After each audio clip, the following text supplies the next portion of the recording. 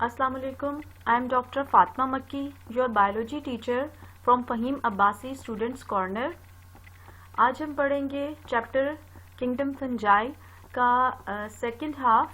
First half में हमने fungi के बारे में जनरल इंट्रोडक्शन देखा था, इसकी बॉडी फॉर्म्स देखी थी, मोड ऑफ न्यूट्रिशन देखा और क्लासिफिकेशन का ब्रीफ इंट्रोडक्शन देखा था। अब हम इसकी क्लासिफिकेशन को डिटेल से देखते हैं। सबसे पहला जो इसमें फाइलम है दैट इज जाइगोमाइकोटा, जिसको जाइगोमाइसीड्स या कंजुगेटिंग फंजाई भी कहा जाता है। इनके हाइफी सिनोसाइटिक होते हैं और ये एसेक्सुअल रिप्रोडक्शन स्पोर्स के जरिए करते हैं। हमने पढ़ा था कि 4 मोड्स ऑफ एसेक्सुअल रिप्रोडक्शन होते हैं फंजाई में, एक स्पोर्स के जरिए, कोनिडिया के जरिए, फ्रेगमेंटेशन के जरिए और बर्डिंग के जरिए। तो फाइलम जाइगोमाइकोटा में जो मेथड है एसेक्सुअल रिप्रोडक्शन का that is by production of spores inside sporangia. और अब हम देखते हैं इसका सेक्सुअल रिप्रोडक्शन, इसमें हम इसका लाइफ साइकिल देखते हैं। जब हमने जनरली प्रीवियस पार्ट ऑफ जो था प्रीवियस लेक्चर था उसमें हमने देखा था जनरली जब डिस्कस कर रहे थे सेक्सुअल रिप्रोडक्शन को कि फंजाई में पहले प्लाज्मोगेमी होती है और फिर कैरियोगेमी होती है। तो हम देखते हैं कि जाइगोमाइसीड्स में प्लाज्मोगेमी और कैरियोगेमी कैसे होती है, जाइगोट कैसे बनता है। जी, सबसे पहले आपके पास 2 ऐसे हाइफी हैं, फंगस हैं जो कि डिफरेंट स्ट्रेन्स के हैं। हम इनको डेजिग्नेट कर सकते हैं प्लस और माइनस स्ट्रेन से। ये दोनों स्ट्रेन्स जो हैं आपस में कंपैटिबल हैं, यानी ये एक दूसरे के साथ फर्टिलाइजेशन कर सकती हैं, प्लाज्मोगेमी और कैरियोगेमी कर सकती हैं। तो इनके जो हाइफी हैं वो एक दूसरे के करीब आते हैं और फिर पहले इनके दरमियान में गैमेटेंजिया एक स्ट्रक्चर बनता है और फिर फ्यूजन ऑफ साइटोप्लाज्म होती है जिसको हम कहेंगे प्लाज्मोगेमी, और फिर उसके बाद फ्यूजन ऑफ न्यूक्लियस होती है जिसके नतीजे में डिप्लॉयड जाइगोट बन जाता है जिसको आप जाइगोस्पोर कहेंगे। ये जाइगोमाइसीड्स इसीलिए इसको कहा जाता है क्योंकि इसमें जो जाइगोट बनता है उसको हम जाइगोस्पोर कहते हैं। ठीक है, अब ये जो जाइगोस्पोर है ये डिप्लॉयड होता है और हमने ये पढ़ा था कि जितने फंजाई में जितने भी सेल्स होते हैं वो सब के सब हैप्लॉयड होते हैं एक्सेप्ट जाइगोट।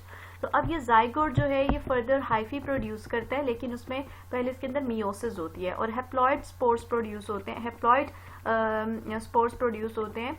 और फिर वो हैप्लॉयड स्पोर्स जो हैं ये जब ये सब डिस्पर्स होंगे स्पोरेंजिया के अंदर प्रोड्यूस होते हैं। जब ये डिस्पर्स होते हैं तो ये आगे जाके जर्मिनेट करके दोबारा से बना देते हैं पूरी एक कंप्लीट माइसिलियम ऑफ जाइगोमाइसीड्स। तो this is how the life cycle of zygomycetes involves the karyogamy and the plasmogamy. ये राइजोपस का लाइफ साइकिल शो किया हुआ है। अब नेक्स्ट फाइलम आता है हमारे पास एस्कोमाइकोटा, जिसको एस्कोमाइसीड्स या सैक फंजाई भी कहते हैं। इनके अंदर जो स्पोर्स होते हैं ना उनको कहा जाता है एस्कोस्पोर्स, और जो ये सेक्सुअल स्पोर्स हैं ये सेक्सुअल स्पोर्स जो होते हैं ना ये सैक लाइक स्ट्रक्चर होता है जिसके अंदर ये प्रोड्यूस होते हैं। आप देख सकते हैं यहाँ पे 8 एस्कोस्पोर्स शो किए हुए हैं और एक सैक लाइक स्ट्रक्चर के अंदर जिसको एस्कस कहा जाता है, प्लूरल होगा तो इसको एसाई कहेंगे। ठीक है, ये बहुत सारे एसाई यहाँ पे शो किए हुए हैं। तो ये इनका जो पार्ट है जो वो स्ट्रक्चर जिसमें स्पोर्स प्रोड्यूस होते हैं, चूंकि वो सैक शेप्ड होता है इसलिए इनको सैक फंजाई भी कहा जाता है। And this is one of the, हमने पढ़ा है कि 4 फाइलम होते हैं फंजाई के, जिनमें से एक हम पढ़ चुके हैं जाइगोमाइसीड्स, दूसरा एस्कोमाइसीड्स, तीसरा है बेसिडियोमाइसीड्स और चौथा है ड्यूटेरोमाइसीड्स। इनमें लार्जेस्ट ग्रुप जो है फंजाई का वो एस्कोमाइसीड्स या एस्कोमाइकोटा है जिसमें 60,000 स्पीशीज होती हैं और 50% लाइकन एसोसिएशंस होती हैं इनमें। और इसमें माइक्रोराइजल एसोसिएशंस भी पाई जाती हैं। They are terrestrial, marine and fresh water. इसमें यूनिसेलुलर यीस्ट भी आते हैं और लार्ज कप फंजाई या मोरल्स भी आते हैं। और सैक लाइक स्ट्रक्चर होता है इसमें एस्कस या एसाई जिसके अंदर 8 हैप्लॉयड सेक्सुअल स्पोर्स प्रोड्यूस होते हैं बाय मियोसिस। और ये जो एसाई हैं या एस्कस हैं ये मैक्रोस्कोपिक फ्रूटिंग बॉडीज के ऊपर होते हैं जिनको कहा जाता है एस्कोकार्प्स। इनके हाइफी सेप्टेट होते हैं और लेंथी डाइकैरियोटिक फेज होती है इनके लाइफ साइकिल में जो एस्कोकार्प्स बनाती है। अब जरा देखते हैं इसका लाइफ साइकिल और एस्कोकार्प किस तरह एस्कोकार्प कैसे बनती है। और ये आप देख सकते हैं सबसे पहले हमारे पास 2 तरह के हाइफी हैं, 2 डिफरेंट स्ट्रेन्स के मेटिंग टाइप्स के। ये माइनस से डेजिग्नेट कर दिया, इसको हमने प्लस से डेजिग्नेट कर दिया। इसमें हमारे पास रेड कलर के न्यूक्लियस में हमारे पास ग्रीन कलर के न्यूक्लियस हैं। अब क्या होता है कि ये दोनों आपस में जब फ्यूज करते हैं इनके प्लाज्मोगेमी। पहले इनमें प्लाज्मोगेमी होती है, ठीक है। उसके बाद फिर जो हाइफी है उसके अंदर 2 तरह के न्यूक्लियस मौजूद होंगे। उस प्लाज्मोगेमी के बाद एक जो स्ट्रेन है उसके हाइफी से न्यूक्लियस दूसरी स्ट्रेन में मूव कर जाता है। तो इस तरह 2 तरह के न्यूक्ली हाइफा के अंदर मौजूद होंगे, जिसको आप कहते हैं डाइकैरियोटिक या हेट्रोकैरियोटिक हाइफी। अब जो हेट्रोकैरियोटिक हाइफी होते हैं ये बनाते हैं फर्दर इसकी फ्रूटिंग बॉडी, जिसको आप एस्कोकार्प कहते हैं, ठीक है। ये एस्कोकार्प में जो हाइफी होते हैं ये डाइकैरियोटिक होते हैं, क्योंकि अभी इनमें फ्यूजन ऑफ न्यूक्लियस या कैरियोगेमी नहीं हुई होती, ठीक है। और अब एक एस्कस जो है उसके अंदर ये डाइकैरियोटिक हाइफा है, उससे एक एस्कस प्रोड्यूस होता है और एक एस्कस के अंदर कैरियोगेमी होगी तो डिप्लॉयड न्यूक्लियस बनेगा। और फिर डिप्लॉयड न्यूक्लियस जो होता है उसमें मियोसिस होती है, जिससे हैप्लॉयड न्यूक्ली 4 हैप्लॉयड न्यूक्ली बनते हैं पहले, और फिर ये जो 4 हैप्लॉयड न्यूक्ली है ये माइटोसिस से डिवाइड होकर 8 हैप्लॉयड न्यूक्ली बना देते हैं, जिनको आप कहते हैं एस्कोस्पोर्स। और फिर ये जो एस्कोस्पोर्स हैं ये डिस्पर्स होते हैं और ये जर्मिनेट होकर न्यू माइसिलियम बना देते हैं, ठीक है। तो this is how the karyogamy and the plasmogamy takes place in ascomycete life cycle. और इसमें डाइकैरियोटिक हाइफी जो है वो इसके लाइफ साइकिल में मौजूद होता है कुछ पार्ट ऑफ लाइफ साइकिल के लिए। कुछ स्टेजेस ऑफ लाइफ साइकिल में डाइकैरियोटिक हाइफी होता है और कुछ में मोनोकैरियोटिक होता है, और एसेक्सुअल रिप्रोडक्शन इनमें कोनिडिया की मदद से होती है।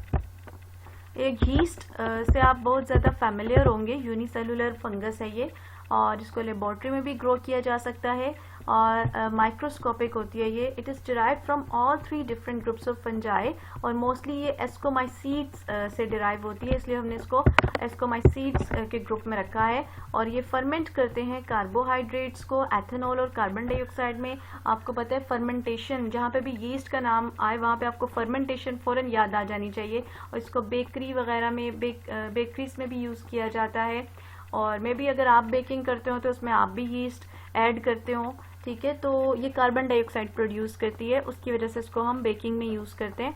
और फर्मेंटेशन का प्रोसेस जो है वो इंडस्ट्रियली बहुत ज्यादा इंपॉर्टेंट है, तो इसलिए यीस्ट जो है वो इकोनॉमिकली बहुत ज्यादा अहमियत रखती है। और एसेक्सुअल रिप्रोडक्शन, जैसे हमने previous part of this lecture में देखा था कि इसमें बडिंग होती है, और सेक्सुअल रिप्रोडक्शन इसमें एसाई या एस्कोस्पोर्स की मदद से होती है, या बेसिडिया या बेसिडियोस्पोर्स की मदद से होती है, जिसको अभी हम बेसिडियोमाइसीड्स में पढ़ेंगे। और इसका साइंटिफिक नेम है, एक यीस्ट है स्केरोमाइसिस सेरिविसिए, और ये सबसे ज्यादा it is most commonly exploited yeast है। अभी हम आगे जब इंपॉर्टेंस पढ़ेंगे फंजाई की तो उसमें हम देखेंगे कि स्केरोमाइसिस सेरिविसिए क्यों सबसे ज्यादा यूज की जाती है और इसका क्या सिग्निफिकेंस है। जी, नेक्स्ट फाइलम, थर्ड फाइलम आता है हमारे पास बेसिडियोमाइकोटा, जिसको बेसिडियोमाइसीड्स या क्लब फंजाई कहा जाता है। This is most familiar fungi. इसमें बहुत सारे एडिबल मशरूम्स होते हैं जिनको आप खा सकते हैं, इसलिए ये फूड शॉर्टेज को कम करने में हेल्प करती हैं। और इनमें प्लांट पैथोजेंस भी आते हैं like rust, smuts, puff balls, bracket और शेल्फ फंजाई। अब इनको क्लब फंजाई क्यों कहा जाता है? देखिए, जैसे एस्कोमाइसीड्स में सैक फंजाई कहा जाता है क्योंकि सैक लाइक रिप्रोडक्टिव स्ट्रक्चर्स होते हैं, ठीक है, जिनके अंदर जिनके अंदर एस्कोस्पोर्स प्रोड्यूस होते हैं। तो इनमें club shaped sexual reproductive structures होते हैं जिनमें haploid sexual spores, basidiospores produce होते हैं, और इनके स्ट्रक्चर्स को बेसिडियम सिंगुलर और प्लूरल हो तो बेसिडिया कहा जाता है। इनके हाइफी सेप्टेट होते हैं, और सेल्स जो है लाइफ साइकिल में हाइफी कुछ स्टेजेस में सेल्स यूनिन्यूक्लिएटेड होते हैं और कुछ में डाइकैरियोटिक होते हैं, ठीक है, यानी 2 न्यूक्लियस पाए जाते हैं। अब यहाँ पे इसकी ये फ्रूटिंग बॉडी शो की हुई है, ठीक है, जिसमें आपको गिल्स नजर आ रहे हैं, ठीक है, ये लाइन सी लॉन्गिट्यूडनल स्ट्रक्चर्स हैं गिल्स। अब गिल्स जो होते हैं इनके नीचे की तरफ बेसिडिया मौजूद होते हैं, ठीक है, बेसिडिया है ये एक बेसिडियम है, और बेसिडियम के अंदर स्पोर्स आपको नजर आ रहे होंगे, ठीक है।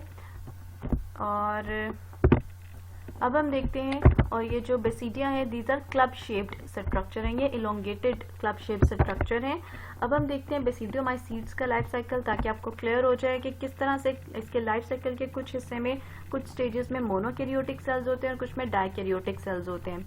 सबसे पहले ये है बेसिडियोस, ये है इसकी फ्रूटिंग बॉडी जिसको आप बेसिडियो कार्प भी कह सकते हैं। बेसिडियो कार्प में इसके जो ऊपर वाला हिस्सा है इसमें गिल्स हैं और इनमें बेसिडिया हैं।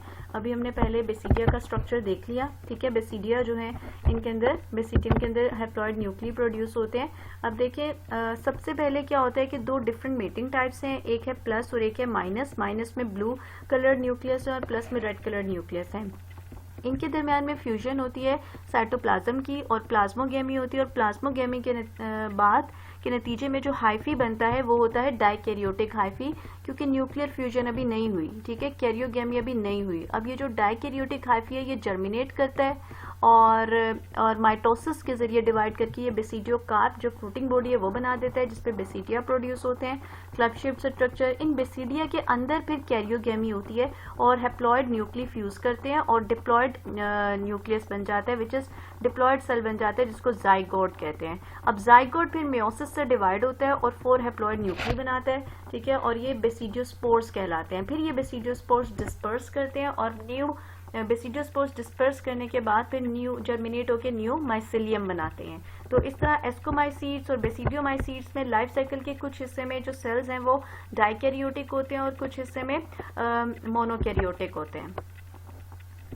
जो ये फ्रूटिंग बॉडी होती है या मशरूम, ये डाइकैरियोटिक माइसिलियम से बनती है। एग्जाम्पल आ जाती है इसमें पक्सिनिया, ये रस्ट फंजाई है, मोस्ट कॉमन रस्ट फंजाई है, और उस्टिलागो जो है मोस्ट कॉमन स्मट फंजाई है। अब ये रस्ट और स्मट्स क्या हैं ये देख लेते हैं। रस्ट जो है आपको पता है रस्टी जो जंग लगता है, ऑरेंज येलो कलर जो होता है, वहां से इसको नाम दिया गया है, क्योंकि जब ये डिजीज कोज करते हैं ना, ये आमतौर पे जब ये डिजीज कोज करती है ये फंगस, तो ये ऑरेंज येलो कलर के स्पॉट्स बनाती है होस्ट के सरफेस पे, मोस्टली स्टेम्स और लीव्स पे, जो बाद में ब्रिक या रस्ट रेड कलर के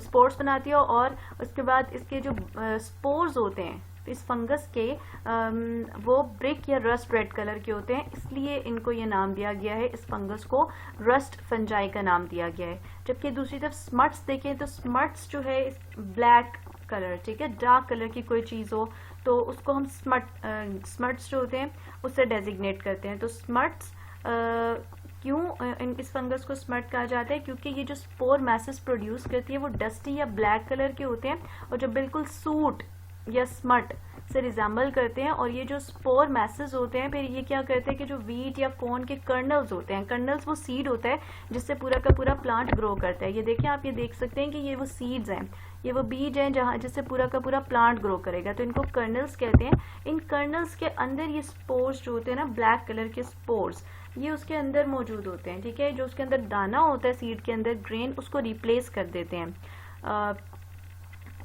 और इसीलिए इनको कहा जाता है स्मट फंजाई, और इसकी एग्जांपल है उस्टिलागो ट्राइटिकाई। और अब हम इसका डिजीज साइकिल जो है ये इसको हम लूज स्मट ऑफ व्हीट भी कहते हैं, और ये loose smut of wheat is caused by ustilago tritici. अभी हम इसका डिजीज साइकिल देखेंगे।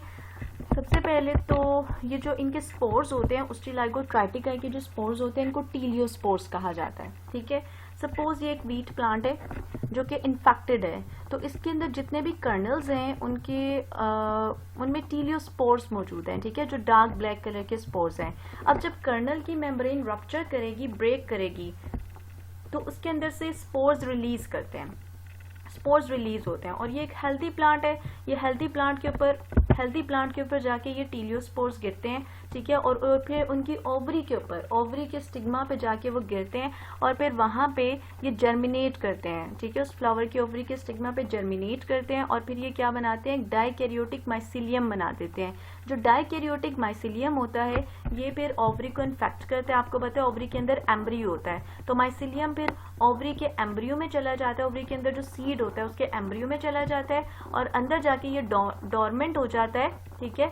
और जो इन्फेक्टेड वीट है उसके कर्नल्स में, इस तरह ये एम्ब्रियो के अंदर डोरमेंट हो गया, तो अब कर्नल्स या जो ग्रेन्स हैं जिनसे एक नेक्स्ट पूरा वीट प्लांट बनेगा, उसके अंदर उसके ग्रेन्स की बजाय क्या मौजूद है, ये स्मट मौजूद है, ठीक है, या इनके स्पोर्स मौजूद हैं डार्क कलर के। अब जब ये जो बीज हैं जब ये ग्रो करते हैं, सीड्स की जर्मिनेशन होती है तो इससे सीडलिंग बनती है, तो माइसिलियम जो है इस फंगस का वो उस सीडलिंग के अंदर ग्रो करना शुरू हो जाता है, ठीक है, और माइसिलियम फ्लावर्स जो mycelium flowers growth of growing point of plant. अब यहाँ पे आप देख सकते हैं कि जब इससे सीडलिंग से, ठीक है, जब एक पूरा का पूरा प्लांट बनेगा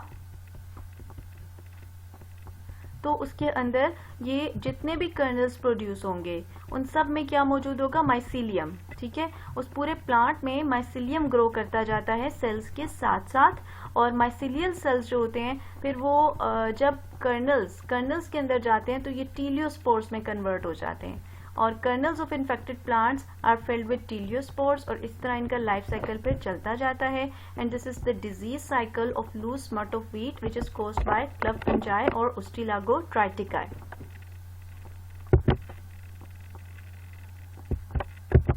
जी, हाइफी जैसे जैसे यहाँ पे मैं पॉइंट क्लियर कर दूँ जरा दोबारा से कि जैसे जैसे हाइफी ग्रो करेंगे वैसे वैसे जैसे जैसे प्लांट ग्रो करते हैं वैसे वैसे हाइफी भी ग्रो करते हैं। ठीक है, और कर्नल्स के अंदर जाके ये स्मट स्पोर्स बना देते हैं, इस तरह से पूरे के पूरे प्लांट को डिस्ट्रॉय कर देते हैं। This was all about the basidiomycetes. Next fourth phylum आता है फंजाई का, ड्यूटेरोमाइकोटा, जिनको ड्यूटेरोमाइसीड्स या इम्परफेक्ट फंजाई भी कहा जाता है। ये एक हेट्रोजीनस ग्रुप है, यानी इसमें वाइड वैरायटी ऑफ फंजाई पाए जाते हैं। इनमें सेक्सुअल रिप्रोडक्शन अभी तक रिपोर्टेड नहीं है, और इनकी क्लासिफिकेशन जो की गई है वो डीएनए सीक्वेंसेस की बेस पे की गई है। इनमें बहुत सारे इकोनॉमिकली इंपॉर्टेंट जनरा है, लाइक पेनिसिलियम जो ब्लू ग्रीन मोल्ड्स हैं, एस्परगिलस है जो ब्राउन मोल्ड है, अर्टनेरिया है, फ्यूसेरियम है, और हेलमिंथोस्पोरियम है। अब इनमें सेक्सुअल रिप्रोडक्शन तो नहीं होती, लेकिन इसमें एक टाइप ऑफ जेनेटिक रिकम्बिनेशन होती है जिसको पैरासेक्सुअलिटी कहते हैं। इसमें क्या होता है कि जो दो न्यूक्लियस हैं सेम हाइफा में, सेम डाइकैरियोटिक हाइफा में दो न्यूक्लियस हैं, दो डिफरेंट न्यूक्लियस हैं, उनके जो क्रोमोसोम्स के पोर्शंस हैं वो आपस में एक्सचेंज होते हैं। ठीक है, तो इसको कहा जाता है parasexuality which is a type of genetic recombination. अब इसमें एग्जांपल आती है पेनिसिलियम या ब्लू ग्रीन मोल्ड्स की।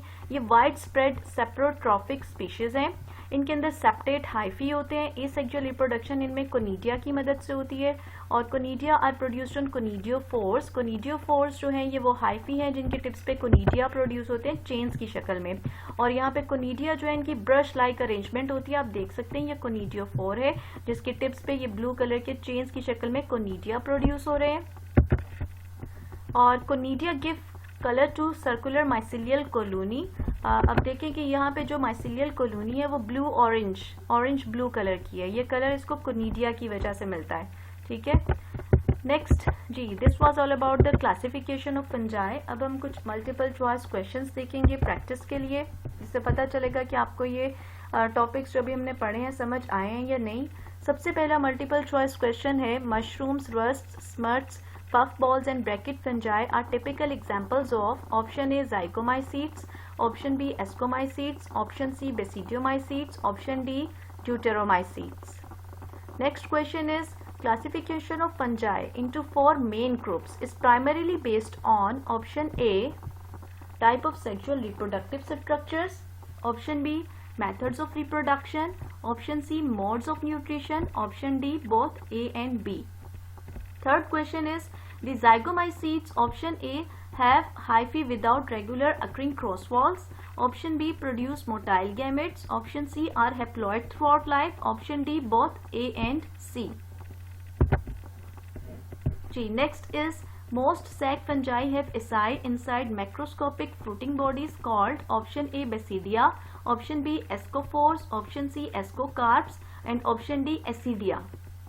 Next MCQ is, despite absence of sexual reproduction, imperfect fungi show special kind of genetic recombination called option A karyogamy, option B pedogamy, option C plasmogamy, option D parasexuality. Next is, which one of the following is diploid? Option A zygospore, option B ascospore, option C basidiospores, option D spores.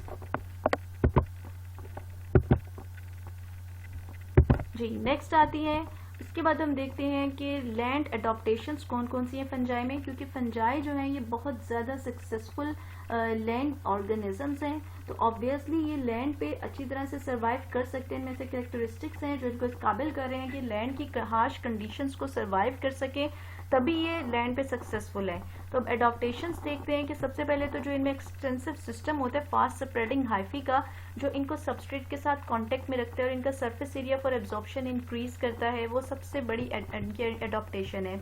इसके अलावा cytoplasmic, और ये वाला जो part होता है ये metabolically भी हमने पढ़ा है कि बहुत ज़्यादा एक्टिव होता है। सेकंड पे आता है कि जी साइटोप्लाज्म जो होता है वो हाइफी के थ्रू फ्लो करता रहता है, ठीक है। अगर सेप्टा मौजूद है तो सेप्टा पोरस होते हैं, जिसकी वजह से रैपिड ग्रोथ होती है हाइफी की और वो बहुत ज़्यादा जल्दी स्प्रेड करते हैं। थर्ड इज काइटिन है, और हमने पढ़ा कि सेलुलोज और लिग्निन की निस्बत काइटिन जो है it is more resistant to decay, तो काइटिन की वजह से इनका डिके जो है वो बहुत स्लो होता है और ब्रेक डाउन करते हैं ये लिग्निन और सेलुलोज को फॉर न्यूट्रिएंट्स। और इनमें राइजोइड्स होते हैं, ये मॉडिफाइड हाइफी हैं जो फंगस को एंकर भी करते हैं, सहारा देते हैं सबस्ट्रेट में, और डाइजेशन ऑफ फूड में और एब्जॉर्प्शन ऑफ फूड में हेल्प करते हैं। इनके अंदर फ्लैजिलेटेड सेल्स मौजूद नहीं होते और इनमें नॉन मोटाइल स्पोर्स और कोनिडिया होते हैं, और which are efficiently dispersed by wind. इनको water, they are not water dependent, इनकी डिपेंडेंसी वाटर पे नहीं होती फॉर देयर डिस्पर्सल, इसीलिए ये फंजाई जो है ये लैंड पे ज़्यादा सक्सेसफुल है जी। इसके अलावा इनमें जो जाइगोट होता है वो थिक वॉल्ड होता है, और रिप्रोडक्शन ऑफ हाइफी जो है वो इस रिप्रोडक्शन जो है that is independent of water. और ये आपको पता है लैंड पे ज़्यादातर जो इन्वायरमेंट होता है वो हाइपर ऑस्मोटिक होता है, यानी सॉल्ट्स की कंसंट्रेशन बहुत हाई होती है और वाटर की बहुत कम होती है। तो फंजाई जो है as compare to bacteria hyper osmotic surroundings को बहुत अच्छे तरीके से टॉलरेट कर सकते हैं। ये थर्मो टॉलरेंट भी होते हैं और -5 से लेकर 50 डिग्री सेंटीग्रेड के टेम्परेचर को टॉलरेट कर सकते हैं। अब देखिए जो रेफ्रिजरेटर में जब आप जेलीज या ऑरेंजेस रखते हैं तो उस पर पेनिसिलियम तो ग्रो कर जाती है, लेकिन उस पर बैक्टीरिया ग्रो नहीं कर सकते क्योंकि बैक्टीरिया उस टेम्परेचर पे सर्वाइव नहीं कर सकते। अब हम देखते हैं इंपॉर्टेंस ऑफ फंजाई। इसमें इकोलॉजिकली इम्पोर्टेंस में दोनों तरह के एस्पेक्ट्स आते हैं, फायदे भी होते हैं और नुकसानात भी आते हैं। अब हम देखते हैं सबसे पहले इकोलॉजिकली इम्पोर्टेंट क्यों है। ये आपको पता है कि बैक्टीरिया की तरह ये भी डिकम्पोजर्स हैं, रिसाइक्लर्स हैं, inorganic nutrients phosphorus, carbon, oxygen, sulphur, nitrogen को वापस इकोसिस्टम में रिलीज करते हैं डेड डिकेइंग ऑर्गेनिक मैटर को ब्रेक डाउन करके। इस तरह in natural cycles, nitrogen cycle, sulphur cycle, phosphorus cycle में रोल प्ले करते हैं, ठीक है। इसलिए ये इकोलॉजिकली बहुत ज़्यादा इम्पॉर्टेंट है और प्रमोट करते हैं प्लांट की ग्रोथ को। किस तरह से हमने पढ़ा, माइक्रोराइजल एसोसिएशन से, और जो ऐसे प्लांट्स जिनमें माइक्रोराइजल एसोसिएशन होती हैं वो ज़्यादा अच्छा ग्रो कर सकते हैं as compare to those plants which don't have mycorrhizal associations. और ये इकोलॉजिकल सक्सेशन में रोल प्ले करते हैं। सक्सेशन का जो टॉपिक है ना, ये आप इकोसिस्टम जो सेकेंड ईयर बायोलॉजी की बुक में है ये चैप्टर, उसमें सक्सेशन का पूरा टॉपिक है, वहाँ पे आप इसको पढ़ेंगे तो आपको ज़्यादा अच्छा समझ आएगा। लेकिन मैं यहाँ पे बस थोड़ा सा ब्रीफ सा बता देती हूँ कि सक्सेशन का मतलब है कि एक इकोसिस्टम है जो कम्प्लीटली तबाह हो चुका है, ठीक है। अब उस एक जगह पे बिल्कुल भी लाइफ मौजूद नहीं है, ठीक है। अब वहाँ पे लाइफ नए सिरे से शुरू होती है, तो अब नए सिरे से शुरू होगी तो शुरू में कंडीशंस बहुत हार्श और एक्सट्रीम किस्म की होती हैं, लाइक ज़्यादा ऑक्सीजन अवेलेबल नहीं होती, उस एनवायरनमेंट में ज़्यादा न्यूट्रिएंट्स नहीं होते। कोई भी इन्वायरमेंट है जब वो इस्टेब्लिश होता है तो सबसे पहले वहाँ पे पौधे आने चाहिए ताकि वो ऑक्सीजन प्रोड्यूस करें, ठीक है। और आपको पता है प्लांट्स जो हैं वो किसी भी इकोसिस्टम में जो फूड चेन है उसमें सबसे फर्स्ट ट्रॉफिक लेवल बनाते हैं, ठीक है।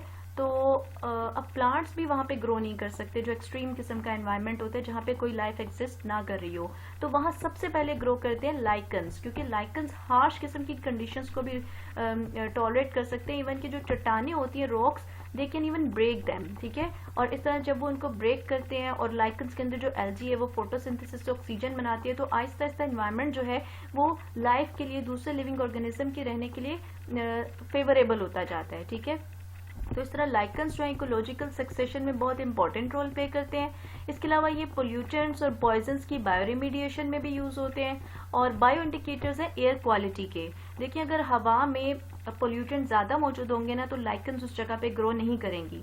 इट मीन्स अगर किसी जगह पे लाइकन्स बहुत अच्छा फ्लोरिश कर रही हैं, ग्रो कर रही हैं, तो इसका मतलब है कि उस जगह की एयर जो है वो पोल्यूटेंट्स फ्री है। जैसे आप देखिए सल्फर डाइऑक्साइड है, सल्फर डाइऑक्साइड की प्रेजेंस में लाइकन्स बिल्कुल भी ग्रो नहीं करती। तो इस तरह लाइकन्स जो है, जैसे हमने पढ़ा था blue green algae bio indicators हैं पोल्यूशन, वाटर पोल्यूशन के, इसी तरह से कि जहाँ पे ज़्यादा फॉस्फोरस हो वहाँ पे वो ग्रो नहीं करते। इसी तरह से ये जो लाइकन्स हैं लाइकन्स की ये जो फंजाई हैं ये भी बायो इंडिकेटर्स हैं एयर क्वालिटी के।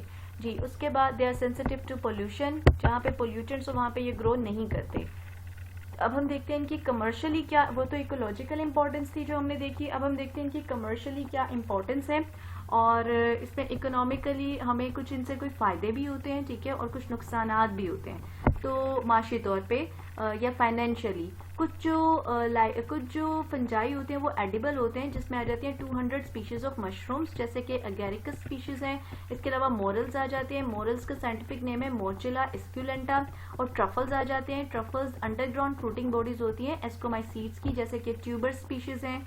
और रेनडियर मूस, ये बेसिकली मूस नहीं है, ये मूस नहीं है, इट्स अ लाइकन, ठीक है, और इसको एज अ फूड रेनडियर्स और दूसरे लार्ज एनिमल्स इसको एज अ फूड यूज करते हैं। तो ये तो सारे आगे इसके पॉजिटिव्स। अब हम देखते हैं नेगेटिव्स कि इसमें पॉइजनस मशरूम्स होती हैं, टोडस्टूल्स या डेथ कैप या डेथ एंजल या अमेनेटा कहा जाता है इसको, और एक इसमें जैकोलेटम होती है। यहाँ पे आप देख सकते हैं एडिबल फंजाई शो की हुई है, ये मोरल है मोर्चिला एस्क्यूलेंटा, ये ट्रफल्स हैं ट्यूबर स्पीशीज शो की हुई है। और यहाँ पे पॉइजनस मशरूम है जैकोलेंटन, और जैकोलेंटन का जो साइंटिफिक नेम है दैट इज ओम्फेलोटस ओलियरियस।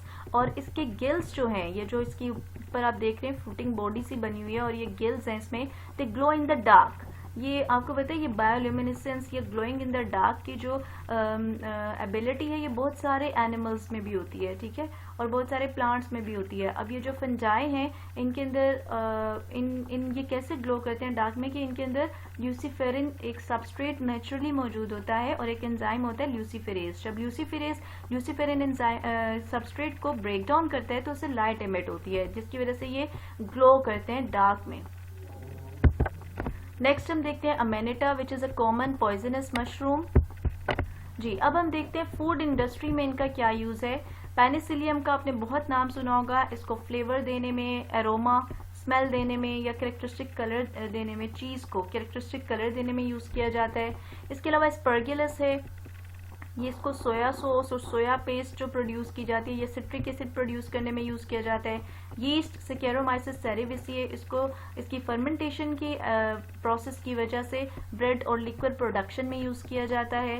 इसके अलावा ये जो डिफरेंट फंजाई हैं ये एंटीबायोटिक्स का भी सोर्स होती हैं, जैसे कि आप जानते हैं पेनिसिलिन जो है ये फ्लेमिंग ने 1928 में डिस्कवर की थी। पेनिसिलियम नोटेटम एक फंगस है उससे, और ये सबसे पहली एंटीबायोटिक है जो डिस्कवर की गई थी। फिर आती है लोवास्टेटिन, ये ब्लड में कोलेस्ट्रॉल के लेवल को लो करती है। साइक्लोस्पोरिन जो है ये ऑर्गन ट्रांसप्लांटेशन में टिश्यू की रिजेक्शन को प्रिवेंट करती है। एर्गोटाइन जो है ये इट रिलीव्स माइग्रेन, जिसको हम आधे सर का दर्द भी कहते हैं, उसको रिलीव करती है ये। और ग्रीसियोफल्विन फंगल ग्रोथ को इनहिबिट करती है। नेचुरल डाइस के भी सोर्सेज हैं ये लाइकन्स को, इसीलिए टेक्सटाइल इंडस्ट्री में भी यूज किया जाता है। इसके अलावा जेनेटिक और मॉलिक्यूलर रिसर्च में यीस्ट को बहुत ज़्यादा यूज़ किया जाता है। जैसे रैपिड क्यों यूज़ किया जाता है, आप जब भी रिसर्च करते हैं ना किसी माइक्रो ऑर्गेनिजम्स पे, किसी प्लांट पे, किसी एनिमल पे, तो हम वो ऑर्गेनिज्म सिलेक्ट करते हैं एज एन एक्सपेरिमेंटल ऑर्गेनिज्म जिसका प्रोडक्शन टाइम कम हो, जो जल्दी डिवाइड हो जाता हो, जल्दी नेक्स्ट जनरेशन प्रोड्यूस कर सकता हो। तो यीस्ट चूंकि रैपिडली रिप्रोडक्शन करती है इसलिए इसको यूज़ किया जाता है। और रैपिडली इंक्रीजिंग पूल, इसके अंदर जेनेटिक इंफॉर्मेशन जो है उसको ज़्यादा इजीली आप स्टडी कर सकते हैं, ठीक है, और उससे आप बायोकेमिकल इंफॉर्मेशन भी आपको ज़्यादा इजीली मिल सकती है, क्योंकि एक सिंपलर ऑर्गेनिज्म है, ठीक है, इट्स द सिंपलेस्ट फंगस, तो इसको स्टडी करना भी आसान है। और ये फर्स्ट यूकैरियोट है जिसको जेनेटिक इंजीनियर्स ने यूज़ किया था, और इसमें फंक्शनल आर्टिफिशियल क्रोमोसोम्स कैरोमाइसिस सेरेविसियम में 1983 में बनाया गया था। और ये फर्स्ट यूकैरियोट है जिसके जीनोम को सीक्वेंस किया गया था। जीनोम सीक्वेंस से क्या मुराद है कि इसमें जितने भी क्रोमोसोम्स हैं उन सब पर कहाँ कहाँ पे कौन सी जीन मौजूद है, ठीक है, जीन्स का मैप दिया गया था जिसको हम जीनोम सीक्वेंसिंग कहते हैं। और ये 1996 में कंप्लीट की गई थी। अब तो ह्यूमन जीनोम सीक्वेंसिंग भी कंप्लीट कर ली गई है, लेकिन और वो तकरीबन 2001 में उनका प्रोजेक्ट था ह्यूमन जीनोम सीक्वेंसिंग का, जो स्टार्ट किया, जिस पे काम किया गया था। लेकिन 1996 में सबसे पहले जिस ऑर्गेनिज्म की सीक्वेंसिंग की गई थी वो स्केरोमाइसिस सेरेविसिए था। इसके अलावा इसको प्रोडक्शन ऑफ हार्मोन्स के लिए भी यूज़ किया जाता है। और जो पिंक ब्रेड मोल्ड है न्यूरोस्पोरा, ये जेनेटिक रिसर्च में बहुत ज़्यादा यूज़ होती है। इकोनॉमिक लॉसेस देख लेते हैं जो फंजाई की वजह से होते हैं। बहुत सारे प्लांट्स डिजीजेस कोज करती हैं ये। अब फंगल एंजाइम्स जो हैं ये प्लांट्स को डैमेज करते हैं, हम पहले भी पढ़ चुके हैं। सेलुलोज को, लिग्निन को, क्यूटिन को डैमेज करते हैं।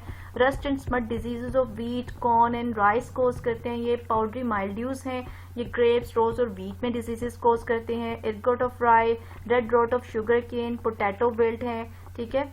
तो और कॉटन रूट रोट है, apple scab, brown rot of peaches, plums, apricots and cherries, ये सारी की सारी वो डिजीजेज हैं जो कि प्लांट्स में फंजाई से होती हैं। और ओस्टिलेगोमेडिस है, ये corn smut causes corn smut on ear of sweet corn। Sweet corns में ये कॉर्न स्मट कोज करता है।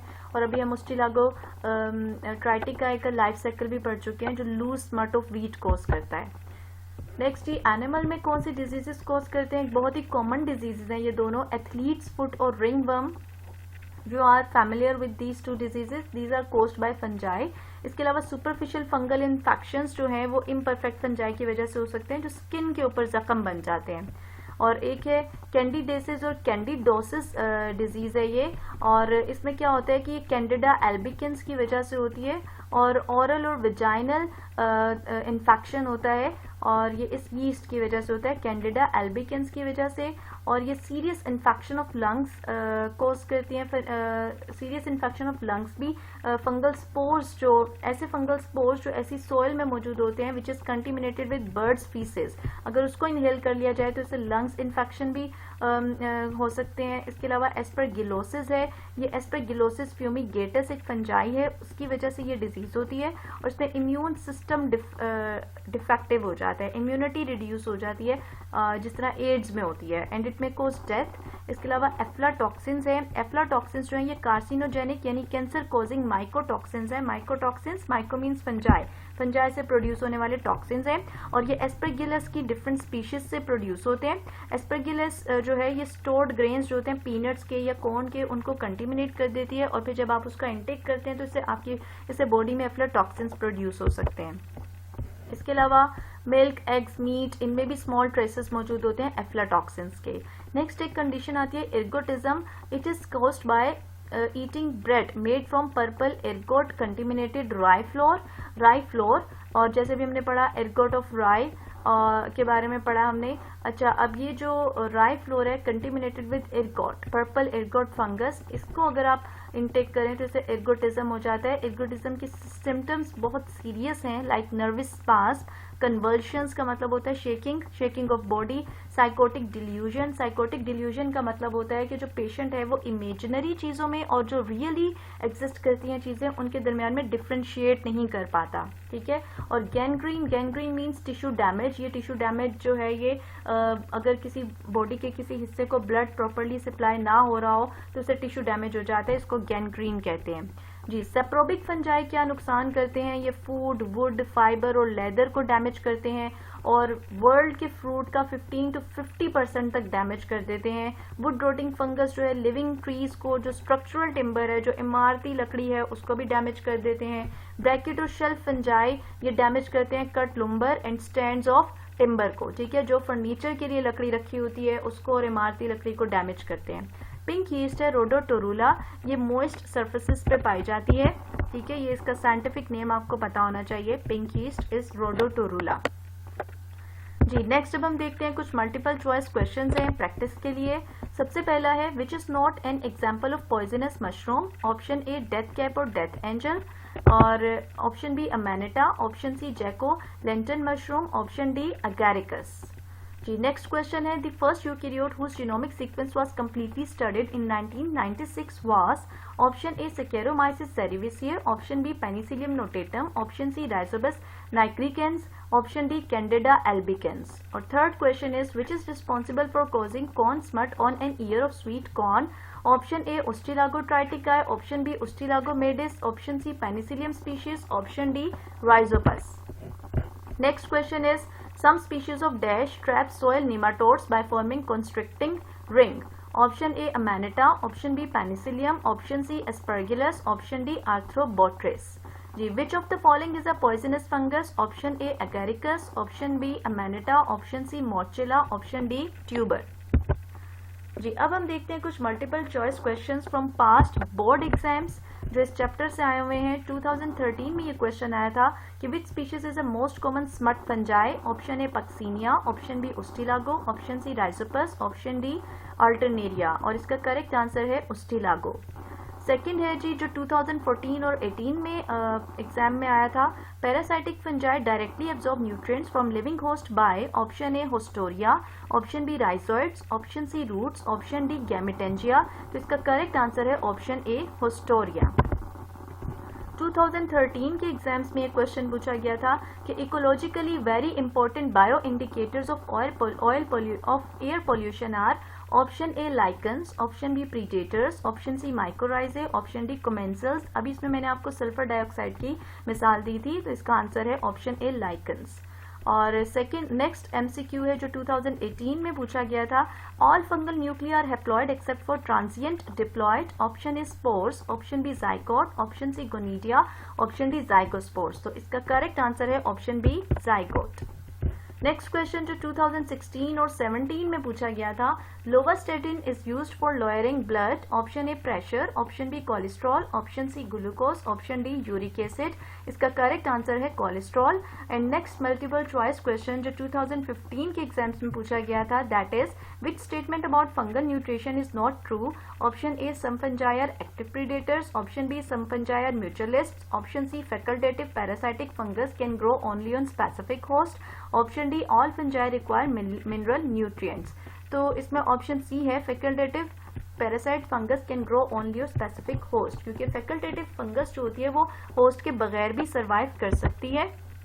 नेक्स्ट एक क्वेश्चन है जो 2017 में पूछा गया था, Rhizopus belongs to phylum? Option A Ascomycota, option B Basidiomycota, option C Zygomycota, option D Deuteromycota, और इसमें है ऑप्शन सी जाइगोमाइकोटा, जिसका हमने लाइफ साइकिल भी पढ़ा है। In fungi spores are produced inside the reproductive structures called? Option A conidia, option B sporangia, option C basidia, option D ascocarps. तो इसका करेक्ट आंसर है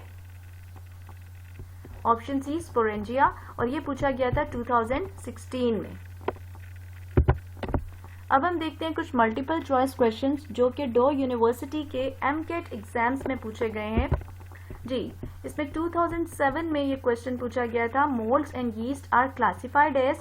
option A rhodophytes, option B bryophytes, option C fungi, option D ciliates and option E flagellates. Just think over it कि इसका क्या answer हो सकता है। जी, next is to which group of fungi does powdery mildews a plant pathogen belong? ये question 2008 के AMCAT exam में पूछा गया था। इसमें ऑप्शंस है A Zygomycota, B Ascomycota, C Basidiomycota, D Deuteromycota, E none of these. Next question is most dash are saprophytes that obtain their food directly from dead organic matter? ये 2009 के AMCAT exam में पूछा गया था, और इसमें options हैं option A algae, option B fungi, option C gymnosperms, option D angiosperms, option E none of the above. जी, नेक्स्ट क्वेश्चन है जो 2011 के एमकेट एग्जाम में पूछा गया था, mushrooms belong to? Option A Zygomycota, option B Ascomycota, option C Basidiomycota, option D Deuteromycota, option E yeast. Next multiple choice question is why is yeast used in bread making? मैंने आपको ये बताया भी है ड्यूरिंग द लेक्चर कि option A aerobic respiration produces alcohol, option B aerobic respiration produces carbon dioxide, option C anaerobic respiration produces alcohol, option D anaerobic respiration produces carbon dioxide, option E both C and D. और ये 2012 के AMCAT exams में आया था ये वाला multiple choice questions. This was all about the chapter of kingdom fungi. Thank you so much.